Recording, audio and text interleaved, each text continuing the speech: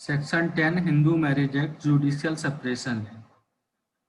Section 10 sub clause 1 either party to a marriage whether performed before or after the commencement of this act may present a petition praying for a decree for judicial separation on any of grounds specified in subsection 1 of section 13, and in the case of a wife also on any of the grounds specified in subsection 2 thereof as grounds on which a petition for divorce might have been presented.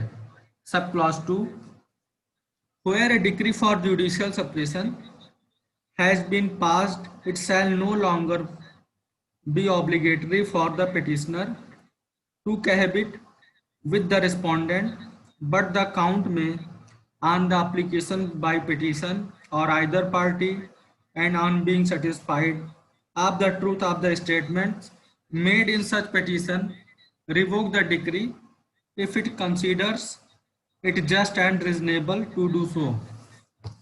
धारा 10 बात करता है न्यायिक पृथक्करण अर्थात न्यायिक अलगाव की। न्यायिक पृथक्करण का अर्थ होता है पति पत्नी में न्यायालय के आदेश के द्वारा पृथक्करण या विवाह विच्छेद से भिन्न प्रकार का उपचार होता है। विवाह विच्छेद द्वारा विवाह संबंध समाप्त हो जाते हैं। पति और पत्नी कहीं और विवाह करने के लिए स्वतंत्र हो जाते हैं। यदि वे पुनः मिलाप करना चाहते हैं तो उनको दोबारा विवाह करना होता है तथा विवाह हेतु सभी आवश्यक शर्तों को फिर से उनको पूरा करना पड़ता है। उनका पुनर्मिलाप विवाह विच्छेद की डिक्री के विखंडन मात्र से नहीं होता है, लेकिन जुडिशियल सेपरेशन से विवाह संबंध को केवल एक ग्रहण मात्र लग जाता है। दंपति विवाह बंधन से मुक्त नहीं होते हैं। विवाह जो है अस्तित्व में होता है, विवाह का समापन नहीं होता है जुडिशियल सेपरेशन में। समझौते और पुनर्विलाप के आधार पर इनका विवाह फिर से अस्तित्व में आ सकता है। इसके लिए उन्हें दोबारा विवाह करने की आवश्यकता नहीं होती है। यह जुडिशियल सेपरेशन की डिक्री के विखंडन मात्र से ही हो सकता है। जुडिशियल सेपरेशन एक ऐसा संबंध विच्छेद होता है जो रहन सहन और खान पान तक ही सीमित रहता है। यह पति या पत्नी को एथोराइज करता है कि वह एक दूसरे से स्वतंत्र और अलग रह सकते हैं। जहां जुडिशियल सेपरेशन की डिक्री हो गई है वहां प्रार्थी का यह कर्तव्य नहीं होता है कि वह विपक्षी के साथ सहवास करें और एक दूसरे के सहचर्य से अपने को हटा लेने के मामले में दाम्पत्य अधिकारों के पुनर्स्थापन की डिक्री भी नहीं फाइल की जा सकती है। विवाह के दोनों पक्षकार विवाह के सभी दायित्वों एवं भारों के अधीन हैं, लेकिन वे विवाह के लाभों से वंचित हैं। जुडिशियल सेपरेशन की डिक्री के पश्चात पति या पत्नी में से कोई यदि पुनर्विवाह करता है तो वह हिंदू मैरिज एक्ट सेक्शन 17 में बाइगेमी अपराध का दोषी माना जाता है। इस कारण जुडिशियल सेपरेशन पक्षकारों के नैतिक चरित्र के लिए बहुत ही खतरनाक माना जाता है।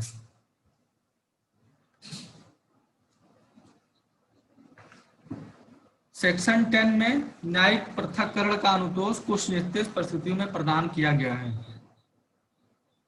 सेपरेशन की यह व्यवस्था हिंदू विवाह अधिनियम के लागू होने के पूर्व के विवाहों और अधिनियम के पारित होने के बाद के विवाहों पर समान रूप से लागू होता है। यह रिलीफ विवाह के दोनों पक्षकारों को प्राप्त होता है, अर्थात पति पत्नी दोनों इसके लिए याचिका प्रस्तुत कर सकते हैं। जिला न्यायालय द्वारा ऐसे विवाहों को न्यायिक पृथक्करण की दिशा में स्वीकृत किया जाता है यदि याची सेक्शन 10 की उपधाराओं के उपखंडों में से कोई भी एक शर्त पूरी करता है। विवाह विधि संशोधन अधिनियम 1976 के अधीन जुडिशियल सेपरेशन तथा डिवोर्स के ग्राउंड अब एक समान कर दिए गए हैं। उन्हीं आदेशों में से किसी एक को प्राप्त किया जा सकता है।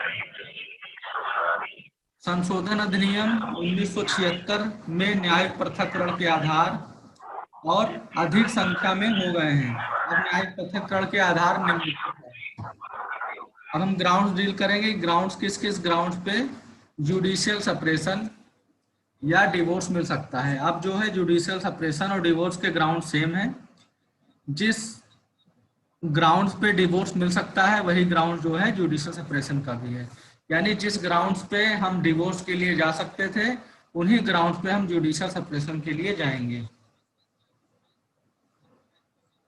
पहला ग्राउंड बात करता है एडल्ट्री का, जारकर्म। जारकर्म हिंदू मैरिज एक्ट में कहीं पर भी डिफाइन नहीं किया गया है। जारकर्म भारतीय दंड संहिता धारा 497 में डिफाइन किया गया है। 497 यह कहता है कि जो कोई ऐसे व्यक्ति के साथ जो कि किसी अन्य पुरुष की पत्नी है और जिसका किसी अन्य पुरुष की पत्नी होना वह जानता है और उस पुरुष की सम्मति के बिना उस स्त्री के साथ सेक्सुअल इंटरकोर्स करता है, जो कि रेप नहीं आता क्योंकि यहाँ पे स्त्री की कंसेंट होती है, तो कहा जाता है कि इन दोनों ने, मेल एंड फीमेल ने, दोनों ने एडल्ट्री किया है, यानी जारकर्म। जारकर्म को आईपीसी 497 में डिफाइन किया गया है। एडल्ट्री अब इंडिया में क्राइम नहीं है। यानी एक व्यक्ति किसी स्त्री के साथ उसकी सहमति से, बल्कि वह पुरुष यह जानता है कि वह किसी और की वाइफ है या जानते हुए भी उसके साथ सेक्सुअल इंटरकोर्स करता है, तो यह एडल्ट्री बोला जाता है। यह भी ग्राउंड देता है डिवोर्स और जुडिशियल सेपरेशन का। सेकेंड आता है क्रूरता। क्रूरता को भी हिंदू मैरिज एक्ट में कहीं पर भी डिफाइन नहीं किया गया है। क्रूरता को 498 capital A IPC Indian penal code में डिफाइन किया गया है। 498 यह कहता है किसी स्त्री के पति या पति के नातेदार द्वारा उसके प्रति क्रूरता किया जाना। यानी जो कोई किसी स्त्री का पति या उसका पति का नातेदार है, अगर स्त्री के साथ क्रूरता करेगा तो इसमें 3 वर्ष का कारावास और जुर्माने से भी दंड दिया जा सकता है। थर्ड ग्राउंड है डिजर्शन, अभित्याग।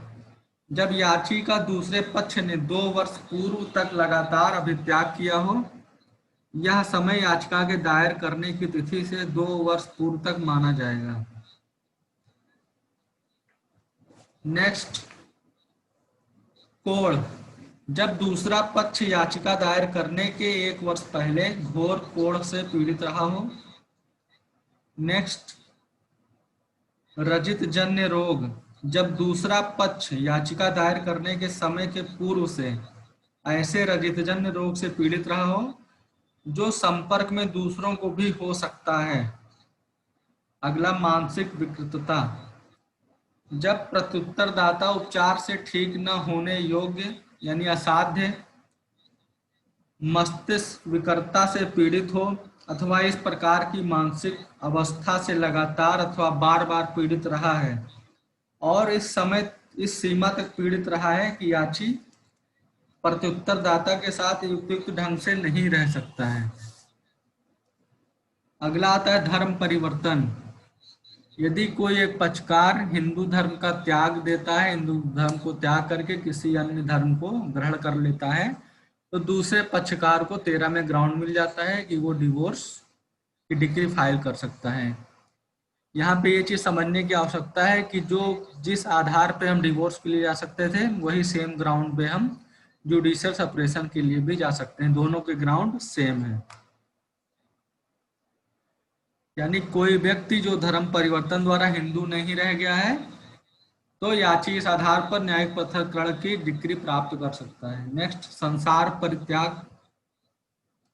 विवाह का कोई पक्षकार जब संसार का परित्याग करके संन्यास धारण कर लेता है तो इस स्थिति में दूसरा पक्षकार न्यायिक पृथक्करण की डिग्री प्राप्त कर सकता है।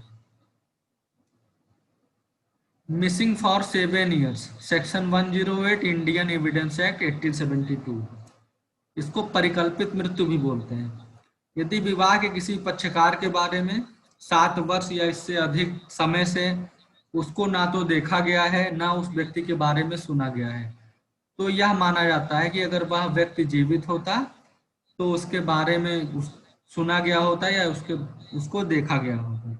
यदि विवाह के किसी पक्षकार के बारे में 7 साल या उससे अधिक समय से उन लोगों के द्वारा इसका जीवित होना नहीं सुना गया है जो उसके विशेष संबंधी हैं और जिन्हें यदि वह व्यक्ति जीवित होने का ज्ञान होता तो विवाह के दूसरे पक्षकार को न्यायिक पृथक्करण की डिग्री प्राप्त करने का आधार प्राप्त हो जाता है।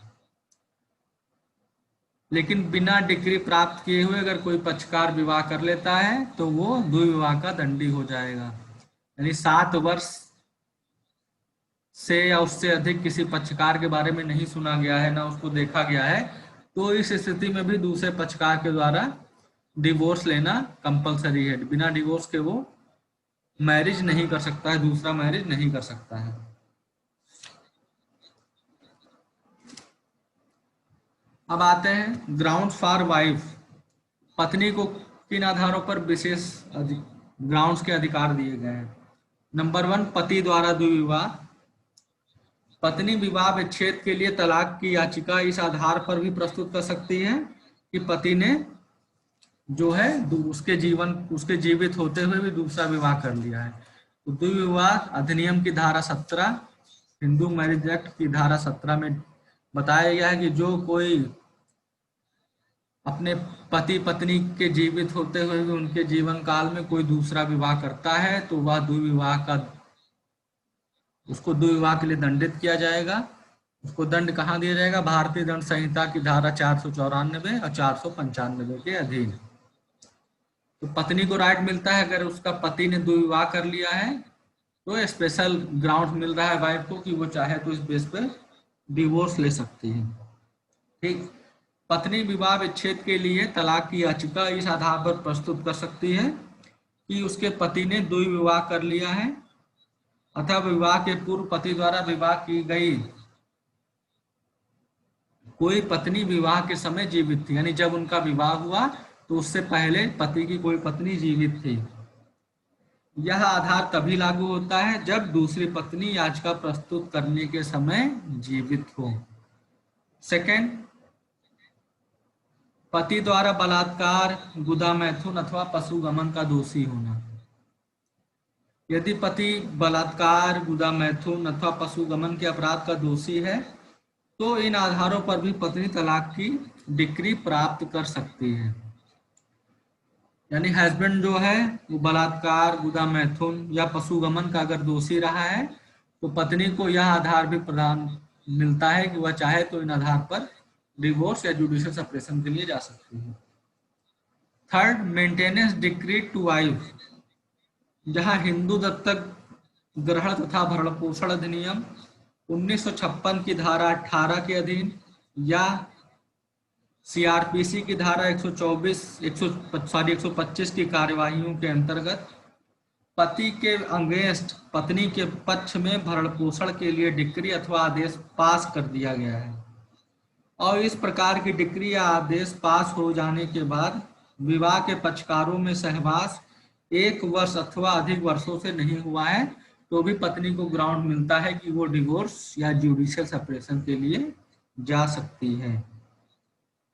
थर्ड बात करता है मेंटेनेंस डिक्री टू वाइफ।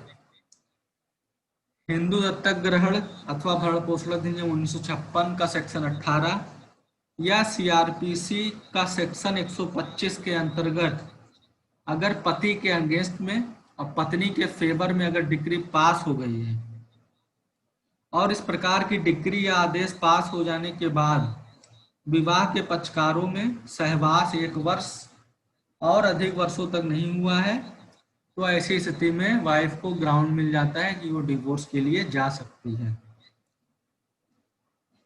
चौथा, यदि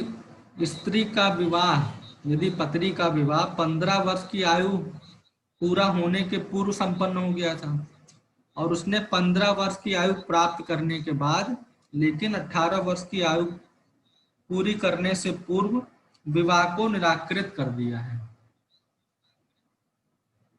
ठीक।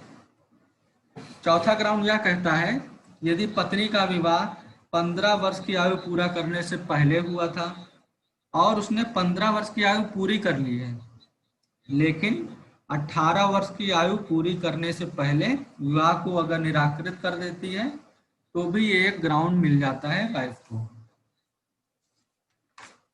ठीक। जैसे क्रूरता था, क्रूरता दो तरह की होती है, शारीरिक अथवा मानसिक।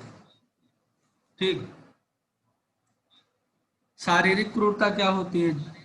शारीरिक क्रूरता से आशय कोई हिंसापूर्व कृत करना जो विधिक क्रूरता के लिए पर्याप्त हो तथा प्रत्येक दशा में पक्षकारों की परिस्थिति के अनुसार बदलती रहती है। जैसे मारना पीटना, जब मारेंगे हम शरीर पे तो शारीरिक नुकसान होगा, तो वो शारीरिक क्रूरता में आएगा। वो आसानी से सिद्ध हो जाती है क्योंकि वहां पे आपको मार पिटाई के निशान, ऐसी परिस्थितियां सिद्ध कर देती हैं कि शारीरिक क्रूरता हुई है। सेकंड बात करता है मानसिक क्रूरता की। मानसिक क्रूरता का निर्धारण प्रत्येक मामले में अपनी परिस्थितियों पर निर्भर करता है। इसमें शारीरिक चोट और हिंसा की बात नहीं आती है। ठीक। इस प्रकार की क्रूरता से आशय उन कृत्यों से होता है जिनके द्वारा किसी पक्षकार को मानसिक पीड़ा पहुंचाई जाती है, कुछ अपशब्द बोले जाते हैं जिससे उसके स्वास्थ्य पर बहुत बुरा प्रभाव पड़ता है। मिथ्या दोषारोपण करना तथा पति का अत्यधिक शराब का सेवन करना, अन्य स्त्री से अवैध संबंध स्थापित करना, अपशब्द बोलना, वेश्यावृत्ति के लिए स्त्री को बाध्य करना, निंदा करना, व्यंग करना, इस प्रकार के क्रूरता में आते हैं। तो शारीरिक क्रूरता आसानी से सिद्ध हो जाती है लेकिन मानसिक क्रूरता आसानी से सिद्ध नहीं होती है। मानसिक क्रूरता में क्या क्या आएगा? किसी प्रकार का एलिगेशन लगाना, कमेंट करना, अपशब्द बोलना, ये सब मानसिक क्रूरता में आता है। एक केस है ए जयाचंद्रा वर्सेज अनिल कौर। ए जयाचंद्रा वर्सेज अनिल कौर। इस मामले में यह कहा गया कि हिंदू विवाह अधिनियम की धारा 13 के अंतर्गत क्रूरता के बारे में एक सामान्य सिद्धांत प्रतिपादित किया गया है। इस वाद में न्यायालय ने यह कहा कि क्रूरता मानव के आचरण एवं व्यवहार के माध्यम से होती है तथा जहां मानव आचरण एवं व्यवहार इस तरह के हों कि दूसरा पक्ष उसके साथ नहीं रह सकता है, तो ऐसी परिस्थितियों को हम क्रूरता मानते हैं। ये एक तरह की क्रूरता है। नेक्स्ट केस है सुमन कपूर वर्सेस सुधीर कपूर। इस वाद में न्यायालय ने वाद के तथ्यों तथा पक्षकारों के आचरण के आधार पर क्रूरता शब्द को परिभाषित किया। न्यायालय ने इस बात की भी संपुष्टि की कि जहां पक्षकारगण अपना विवाह विच्छेद क्रूरता के आधार पर लेना चाहते हैं तथा इस बात की याचिका न्यायालय के समक्ष की गई है, वहां पक्षकार को इस बात को सिद्ध करने की आवश्यकता नहीं है कि प्रतिवादी उसके प्रति दुराशय की भावना रखता है। ऐसे मामले में न्यायालय का यह कर्तव्य होता है कि वह वाद के तथ्यों के आधार पर क्रूरता को निर्धारित करे।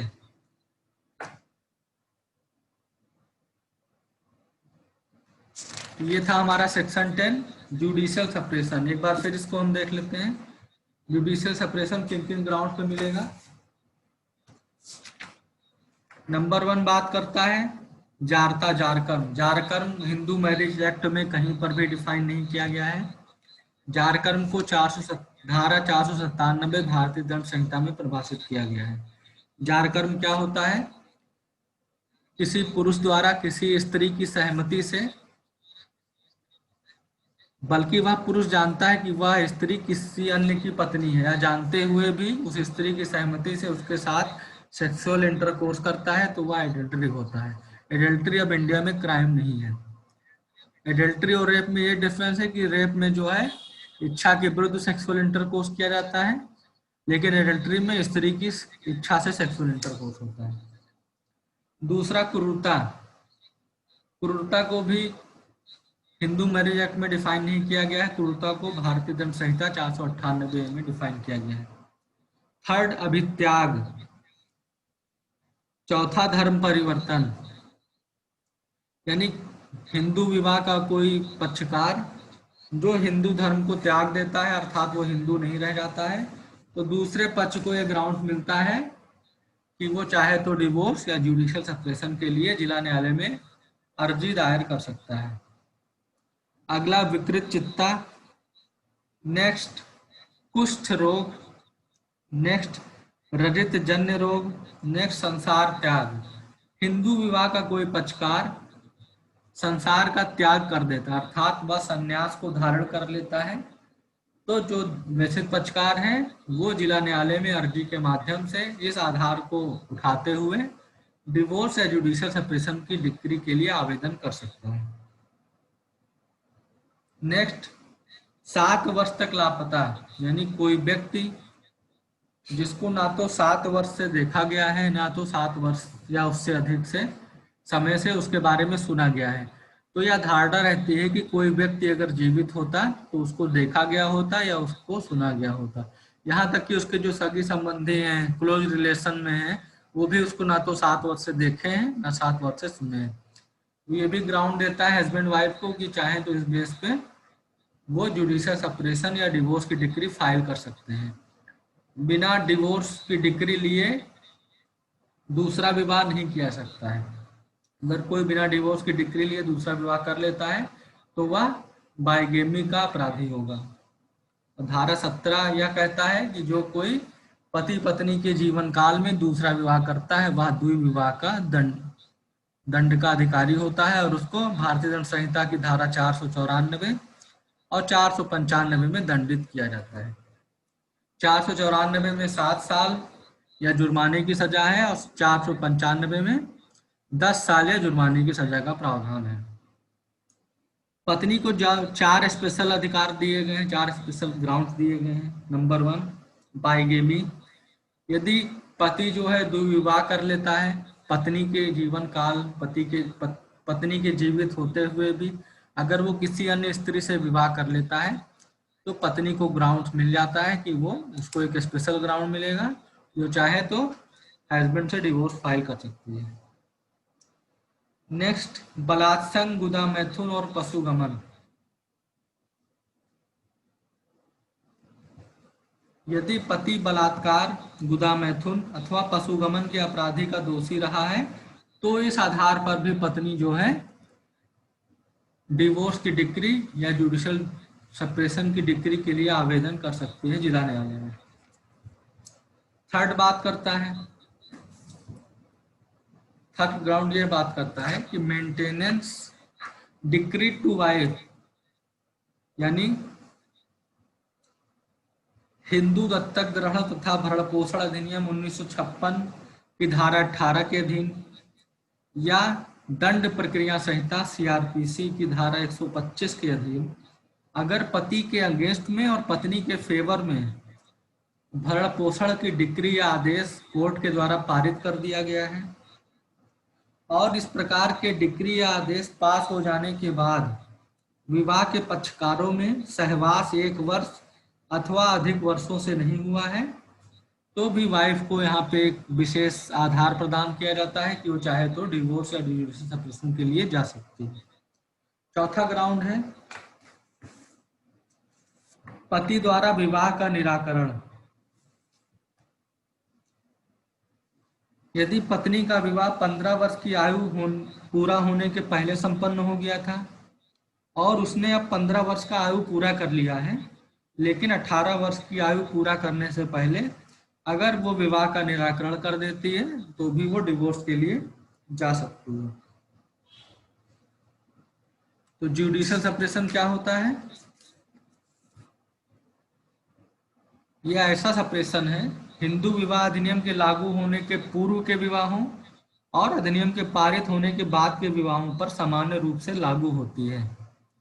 यह रिलीफ विवाह के दोनों पक्षकारों को मिलती है, अर्थात पति तथा पत्नी दोनों इसके लिए याचिका प्रस्तुत कर सकते हैं। ऐसी याचिका जिला न्यायालय में प्रस्तुत की जाएगी, यानी जो कोई जितने ग्राउंड 13 में बताए गए हैं कोई भी एक ग्राउंड के आधार पर जो व्यथित या पीड़ित पक्षकार है वो जिला न्यायालय में विवाह विच्छेद या न्यायिक अलगाव की डिक्री प्राप्त करने के लिए याचिका प्रस्तुत कर सकता है। अब जो भी उसमें कथन या तथ्य बताए गए हैं उस याचिका में कोर्ट जो है जिला न्यायालय उसकी जांच करेगा। अगर वह संतुष्ट हो जाता है और ग्राउंड से सेटिस्फाइड हो जाता है तो वह व्यथित पक्षकार याची के पक्ष में डिक्री पास कर सकता है।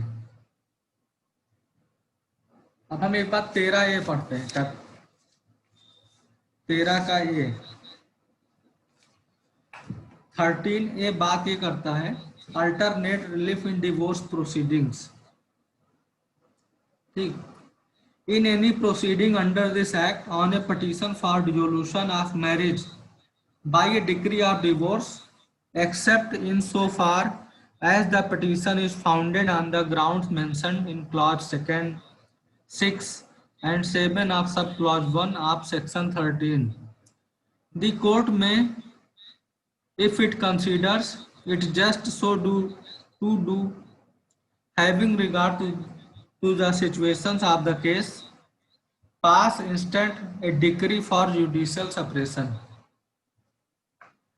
13A एक अल्टरनेट रेमेडी की बात करता है कि अगर कोई पक्षकार 13 में बताए गए आधारों पर अगर वह डिवोर्स के लिए जाता है तो कोर्ट्स के पास ये राइट है कि वो चाहे तो डिवोर्स दे, चाहे तो जुडिशियल सेपरेशन की डिक्री पास कर सकता है। तो ये 13A बात करता है कि कोर्ट को एक वैकल्पिक अधिकार देता है, यानी कोई एक पक्षकार जो डिवोर्स की डिक्री के लिए जिला न्यायालय में आवेदन करता है, अब कोर्ट के पास ये राइट है कि चाहे तो उसको डिवोर्स की डिक्री दे दे, चाहे तो उसको जुडिशियल सेपरेशन की डिक्री दे दे। 13 का यह कहता है कि इस अधिनियम के अधीन किसी कार्यवाही में विवाह विच्छेद की डिक्री द्वारा विवाह के विघटन के लिए अर्जी पर उस दशा में छोड़कर जिसमें अर्जी धारा 13 की उपधारा 1 के खंड 2, 4, 2, 6 और 7 में वर्णित आधारों पर है, यदि न्यायालय मामले की परिस्थितियों को ध्यान में रखते हुए या न्याय संगत समझता है तो विवाह विच्छेद की डिक्री के बजाय न्यायिक पृथक्करण की डिक्री पारित कर सकता है। यानी विवाह के दो पक्षकार हैं, ए और बी। बी जो है 13 में कोई ग्राउंड्स के आधार पर वो जिला न्यायालय के समक्ष विवाह विच्छेद की डिक्री के लिए आवेदन करता है, तो कोर्ट चाहे तो डिवोर्स की डिक्री ना प्रदान करते हुए उसको जुडिशियल सेपरेशन की डिक्री प्रदान कर सकता है। तो 13 का कैपिटल है यही बात करता है alternate relief in divorce proceeding. ये क्या है?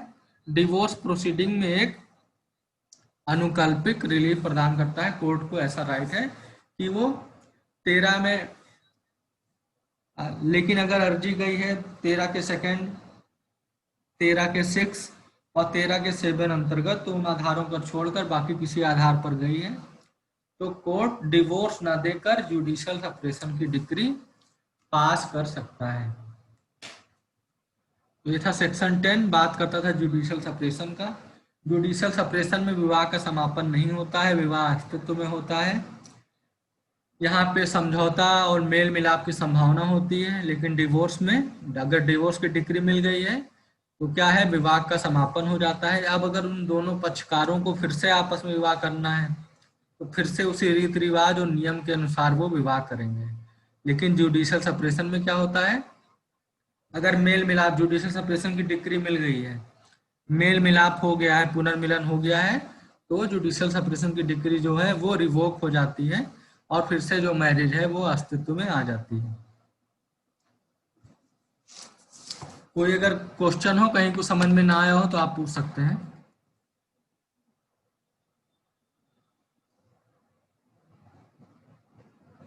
Any doubt? No sir. समझ में आ गया सेक्शन 10? जी सर। ओके, नेक्स्ट लेक्चर में हम पढ़ेंगे सेक्शन 11 एंड सेक्शन, ठीक। ओके, आज ये हमारा सेक्शन 10 तक हो गया। नेक्स्ट में सेक्शन 11 एंड सेक्शन 12। सेक्शन 11 बात करता है शून्य विवाह की और 12 बात करता है शून्यकरणीय विवाह की। तो शून्य और शून्यकरणीय विवाह हम कल पढ़ेंगे।